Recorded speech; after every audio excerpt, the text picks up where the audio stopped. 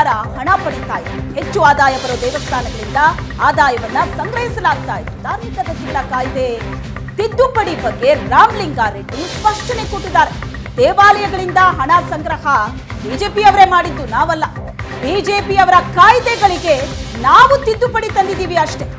BJP ರಾಜ್ಯಾಧ್ಯಕ್ಷರಿಗೆ ಈ ಬಗ್ಗೆ ಕಾನೂನಿನ ಅರಿವಿಲ್ಲ ಅಂತ ರಾಮಲಿಂಗಾರೆಡ್ಡಿ ಕಿಡಿಕಾರಿದ್ದಾರೆ ಬಿಜೆಪಿ ವಿರುದ್ಧ.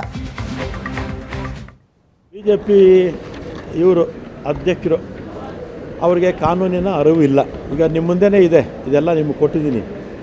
2011ರಲ್ಲಿ 2003ರಲ್ಲಿ ಕಾನೂನು ಆಯಿತು. 2010ರಲ್ಲಿ ಯಾವ ಪಕ್ಷ ಇದ್ದಿದ್ದು ಅಧಿಕಾರದಲ್ಲಿ?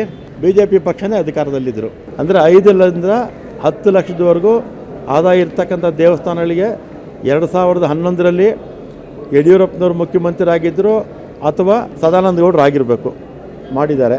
ಆಮೇಲೆ 10 ಲಕ್ಷಕ್ಕಿಂತಲೂ ಮೀರಿರ್ತಕ್ಕಂಥ ಆದಾಯ ಇರ್ತಕ್ಕಂಥ ದೇವಸ್ಥಾನಗಳಿಗೆ 10% BJP ಸರ್ಕಾರನೇ ಹಾಕಿದೆ.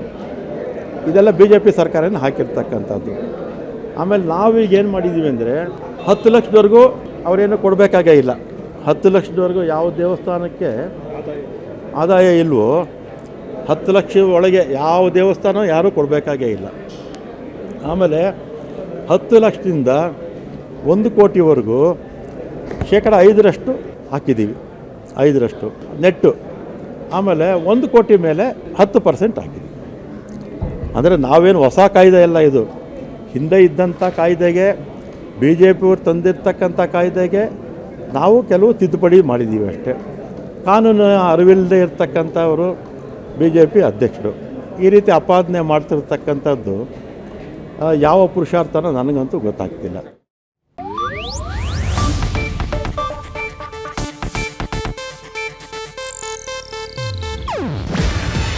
ಇದು ಏಷ್ಯಾನೆಟ್ ನ್ಯೂಸ್ ನೆಟ್ವರ್ಕ್ ಪ್ರಸ್ತುತಿ.